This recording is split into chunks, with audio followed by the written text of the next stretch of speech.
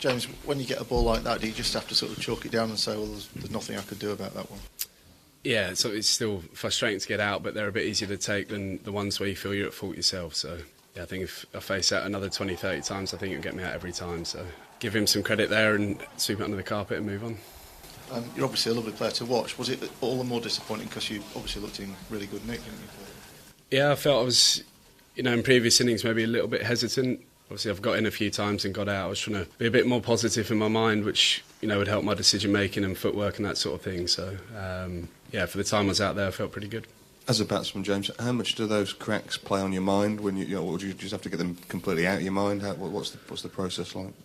Yeah, I sort of said at tea that the ones that had hit the cracks had done too much and weren't in danger of the stumps, and then that one obviously was. I think his angle coming wider of the crease, I think the ball sort of looked as if it was going down leg and then straight, and for the right armers that perhaps start straighter, if it deviates, it's probably missing the stump. So something we'll have to have a little look at tomorrow. I think his plan's pretty clear. He's going to come wide of the crease there from around the wicket and try and hit that crack. There's certainly fluency about you. It's almost like batting on two different pitches when it's like that.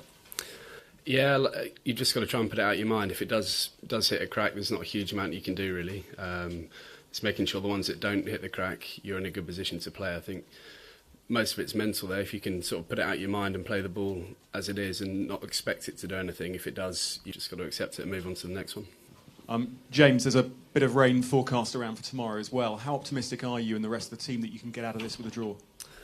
I think we try and put the rain to the back of our minds. I think a couple of days ago today was going to be more of a washout than it was. So I haven't seen a huge amount of rain in the time I've been in Perth. Got two guys at the crease that spent a lot of time there in the first innings. It's slightly different conditions, but we've got to have belief that we can stay in the series and get over the line tomorrow. It's going to be tough. I'm sure there's going to be some good balls flying around out there, but these two especially showed in the first innings that they can occupy the crease for a long time. So hopefully get off to a good start in the morning. Jane, obviously Addis hasn't made the runs he would like, and Joe too. Actually, is that sort of destabilising the batting?